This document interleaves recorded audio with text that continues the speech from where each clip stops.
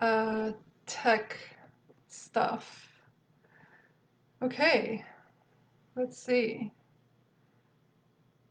All right, we're live. Yay. Still trying to figure this out. Okay, hi everyone. How's it going?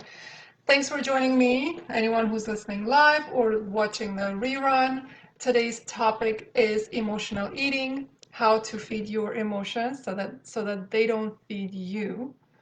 And if you're someone who, gives into food when life gets tough and you end up eating or overeating or binge eating the wrong foods, then and then you feel guilty, this is for you. So listen up. Emotional eating is a real struggle for many people, including myself. It's part of life. In our lifetime, we go through ups and downs, and many people turn to food for comfort. If you feel that way, let me know in the comments. So right now, especially, for example, right now during the pandemic, a lot of people feel stressed, overwhelmed, anxious, and we're at home and the fridge and our cupboards become our best friends. We reach out for snacks and for food, even if we are not hungry. And we just eat to help us feel better, if only for a short time. Right? In fact, there's research done. Experts estimate that 75% of overeating is caused by emotions. So this is huge, 75%. For me personally, I have struggled with emotional eating all my life, and this is why I am really interested and passionate about this topic, cravings, emotional eating, binge eating. It's not that I have fully overcome my cravings uh, or my eating habits, emotional eating habits. It's not about that really, because we're human. Nobody's perfect. We crave foods. It's normal. It's the fact that over the years of studying nutrition, working with clients, and applying everything I learned into my lifestyle, I have learned how to manage my cravings and my eating habits. So, really, it's about management. So now, when my cravings take over my life, I am aware of it and I know exactly what to do before it turns into a bad habit. So, you know, think of it this way: it's okay to crave food sometimes, we all do. That's okay.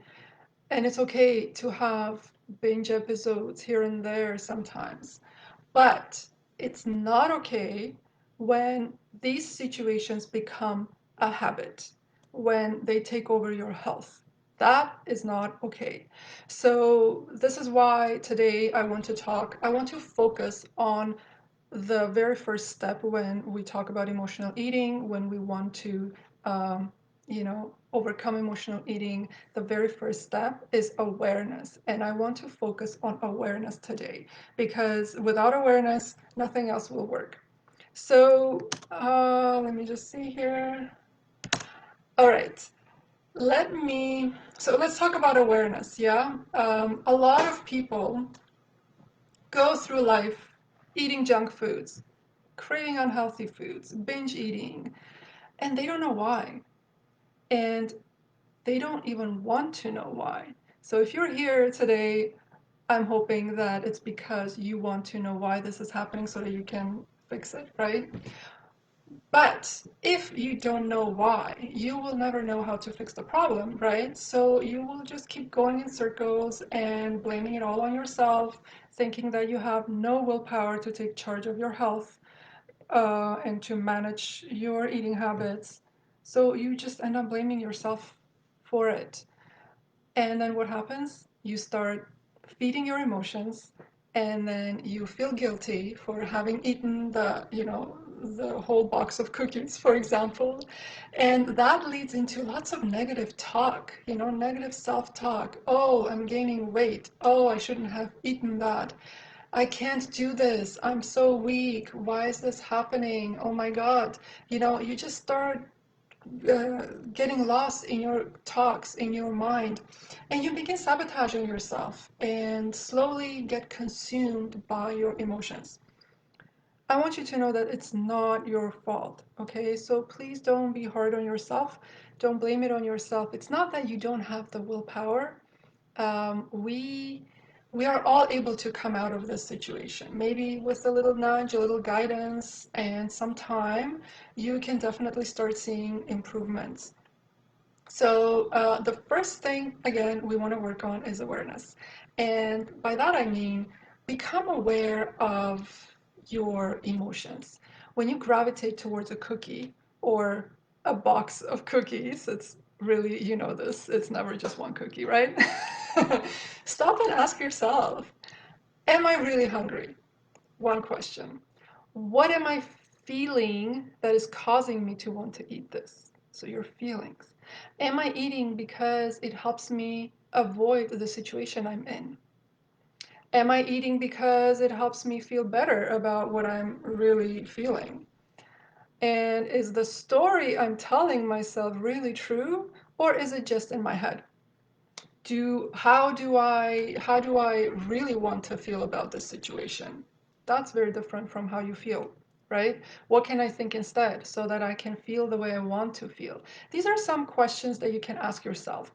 And these are so important because they will bring out the true reason behind your cravings, exactly what's lying behind them. And a lot of times it's emotions, as I spoke about this in my last video. If you haven't watched it, go back and watch it. A lot of times it's emotions. It's not what you're eating, it's what's eating you.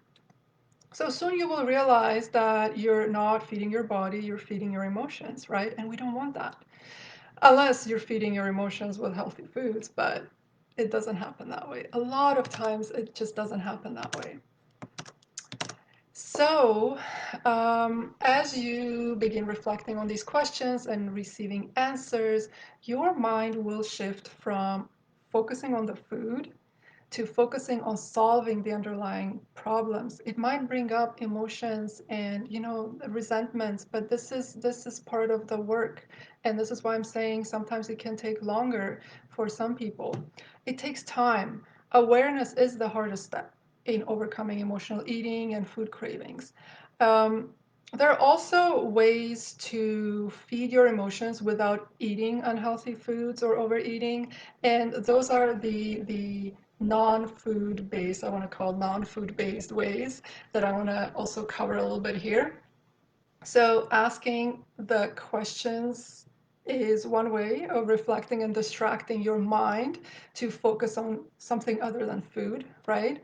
And this will definitely bring out the answers for you. But the other thing you can do, and this is probably easier, you can start here as well. You can try distracting your mind in physical ways. So physical ways, I'll give you a personal example. I used to work in an office, and around 2 p.m., it was always at the same time, 2, 3 p.m. If you crave foods around this time, let me know in the comments. Around 2 p.m., I would crave something sweet. So I realized that by the time I went down to the ground floor to grab a snack and come back up, and I would always take the stairs, I wouldn't crave that food anymore. I'd come back up with a cookie in my hand and I'd be like, I don't want to eat this anymore. And I'd be like really pumped and energized and, feeling really good. And I didn't want the food. So, what I invite you to do if you work from home, right now, I think most people are working from home, do something that will change your stagnant sitting position. So, you can do things like you're at home, who cares, right? You can do jumping jacks. You can go and wash your face with cold water. That will definitely wake you up and really like trigger a different kind of emotion in your body. Uh, drink water for an activity, but also drink water because a lot of times when we crave foods, we're just dehydrated and we don't realize. Go, if you have a balcony, go to the balcony, get some air, take 3 deep breaths, close your eyes, just get a little bit of calmness into your body. Go down the lobby and come back up. You can take the stairs if you want, if that's possible. If you're able to go outside, go for a walk, go around the block, for 10 minutes or so. Do something that just takes you away from your stagnant situation, whatever you were focusing on. And these activities, they can help you get your mind off of the food, right? And they can also help you clear your mind. A lot of these activities, when you do the breathing exercises or even the jumping jacks, they will help you clear your mind. So in the beginning stages, as you work on your awareness of your feelings, it's okay to continue eating the foods that you're craving. It's okay. Do not blame yourself for that, because we don't want to deprive you of anything. That will only lead to resentment and binge eating. I've seen that happen all the time. So it's not about just cold turkey cutting things out and forcing yourself into a situation, into a new habit that you can't really, like, you're not ready to manage. So instead of that, take it easy.